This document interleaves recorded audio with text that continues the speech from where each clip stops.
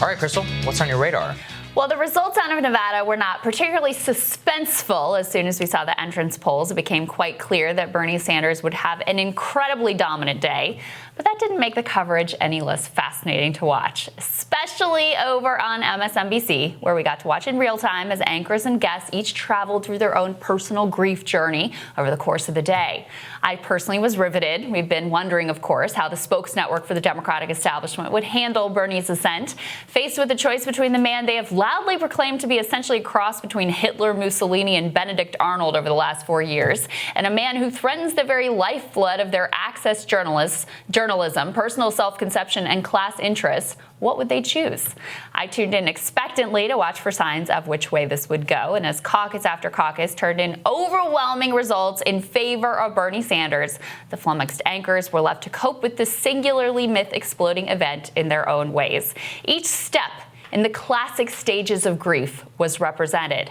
First came denial. Pundits began the day telling themselves that the real thing that mattered was who got second place. They actually broke into Steve Kornacki's analysis of how Bernie dominated the massive strip caucuses to go live to a Pete Buttigieg tie in a high school gymnasium somewhere.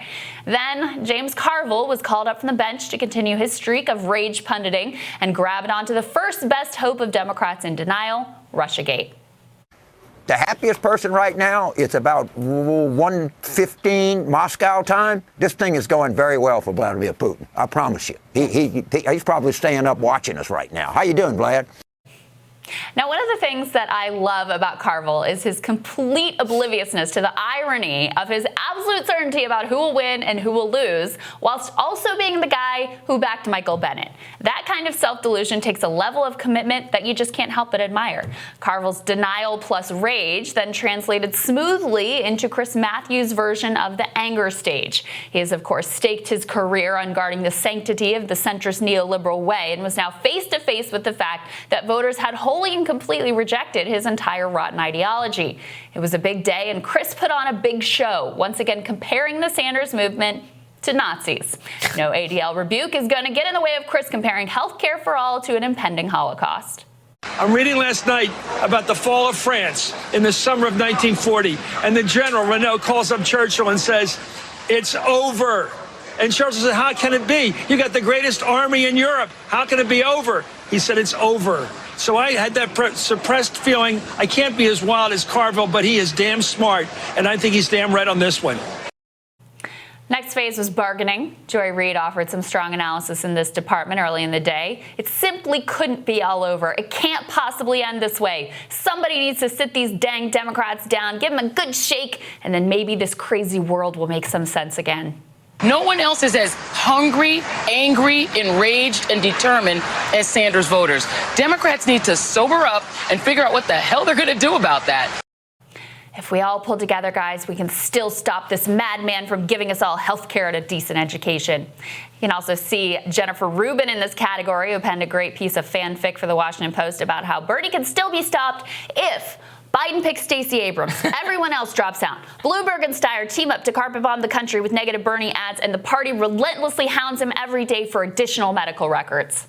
But soon, some anchors could no longer deny the reality unfolding before them. Nicole Wallace was reduced to admitting the truth that while she may have been given a prominent slot hosting daily election analysis, she really has no idea about anything anymore. I have no idea what voters think about anything anymore. But Chris Jansing took the prize for managing to express her utter despair without saying a single word.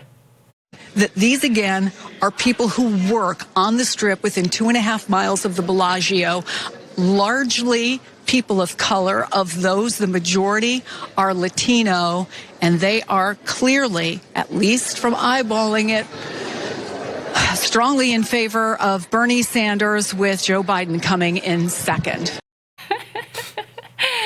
As the day wore on and evening turned to night, a glimmer of acceptance appeared on the horizon. I knew that our friends at MSNBC would make it through this heavy blow when I saw Joy Reid, Nevada reporter and Bernie hater John Ralston, and former HRC comms director Jennifer Palmieri together on a panel in the 10 p.m. hour. Sure, they looked like they were at a funeral. It was clear the day had taken a heavy toll. But together, they were coming to terms with this shocking new reality. Joy opined that movements are hard to beat and that millennials had good reason to be angry with the state of the economy. Ralston announced that in spite of union leadership, Bernie was the culinary workers candidate. Jen did try to blame sexism for Warren's weak performance, but she also gave Bernie credit for his organization. Joy then brought on Nina Turner to help her make sense of the events of the day. And by morning, a new day had seemed to have dawned. We all got to watch as Anand Giridharadas was allowed to actually tell the truth on the network for an extended period of time. Many in this establishment are behaving, in my view, as they face the prospect of a Bernie Sanders nomination, like out-of-touch aristocrats in a dying aristocracy. Just sort of, how do we stop this? How do we block this? And there is no curiosity. Why is this happening? What is going on in the lives of my fellow citizens in this country? They may be voting for something that I find it so hard to understand. What is happening? What is happening? This is a moment for curiosity in America. I think about this network, which I love, which you love, and I think we have to look within also. Why is a lobbyist for Uber and Mark Zuckerberg on the air many nights explaining a political revolution to us? Why is Chris Matthews on this air talking about the victory of Bernie Sanders, who had kin murdered in the Holocaust, and analogizing it to the Nazi conquest of France? The people who are stuck in an old way of thinking, in 20th century frameworks, in gulag thinking, are missing what is going on. It is time for all of us to step up, rethink, and understand the dawn of what may be, frankly, a new era in American life. A new era in American life, indeed. Joy smiled, nodded seemingly in agreement, thus commencing the next phase of life for MSNBC, pretending that they saw all of this coming all along. Now, Sagar, I don't normally watch these networks at all. Oh, I don't know. But when I saw how big the win was going to be, I was like, I got to see how they handle this. And it was fascinating to watch it unfold in real time. I commend you. I was following you for updates in order to find out what was going on with Nicole Wallace. Yeah, I mean, Nicole was having a hard time. She was having a very hard time. It's really crazy to me because they're so out of touch that they don't understand where the Democratic base is that they purport to represent. And I think it just represents about how irrelevant that they're lining themselves up to be when Sanders eventually becomes, if he becomes the Democratic nominee. Because, look, with Fox, people on Fox understood the Trump phenomenon pretty much right when it was happening. Yeah, true. Because their viewers were completely on board with Trump, but B, they could see and understand what this thing was all about from the very beginning. Whereas MSNBC has basically decided to throw the kitchen sink at him. It's creating a dynamic where none of the Sanders campaign or any of these people are going to trust MSNBC if they become the nominee, right? And at the same time, they don't have the institutional capacity to even understand what Bernie appears to be talking about beyond Anand. By the way, we'll see if Anand ever makes it back up on the air. Yeah, after that one, that's very brave. I wouldn't be surprised if he doesn't ever appear on Morning Joe or in primetime ever again, because that's what they do over there. And so it's just a crazy decision on their part in order to go all against somebody who, look, it's like with the Trump phenomenon. I bet you people at Fox could look at that and the favorable ratings and be like, oh, he's got the highest favorability amongst Republicans, highest trust numbers. It's the exact same thing. It is. If you look at Sanders. So why are they shooting themselves in just from a business perspective, why are you shooting yourself in the foot? It's crazy. Well, and of course they've set themselves up in such a weird way for this moment because they've basically made central to their coverage, central to their ethos, these George W. Bush cast-off, never Trump, neocon types, not to mention intelligence state apparatchiks. Right. And so you have that's the structure of the network, and then you have someone coming in who's the antithesis of that. It makes for a very uncomfortable and awkward situation. And many of these anchors are grappling in real time with the fact that they've said for the past 4 years Trump is a singular threat to American democracy, and now they're faced with someone who is a singular threat to their own class interests. Right. And they're like, we don't know what to do. We don't understand it. We don't get it. And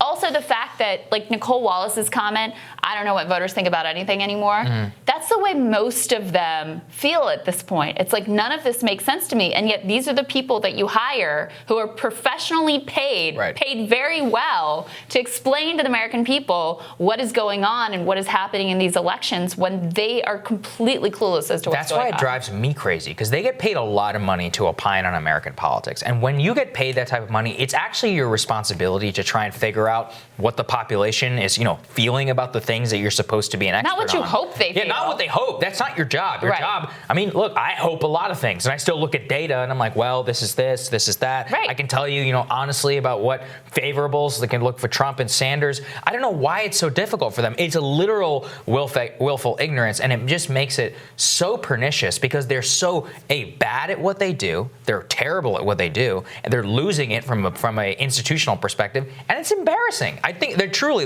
working at that network right now is an embarrassing feat. The thing that they have been telling their audience is for wrong. Over a year now would never happen, that he'd be out by summer, that the revolution was over, that he didn't have the juice, that he was too old, that he had too many liabilities, that he had a ceiling. If you add up all the moderates, they're really beating him. All of that stuff was completely and totally wrong. And this, of course, coming on the heels of them being completely and totally wrong about everything in 2016. And what will happen? They'll all just get promotions. That's what'll happen. I'm looking forward to your radar next. It's yours next, but it'll be good. Oh, mine. Yeah.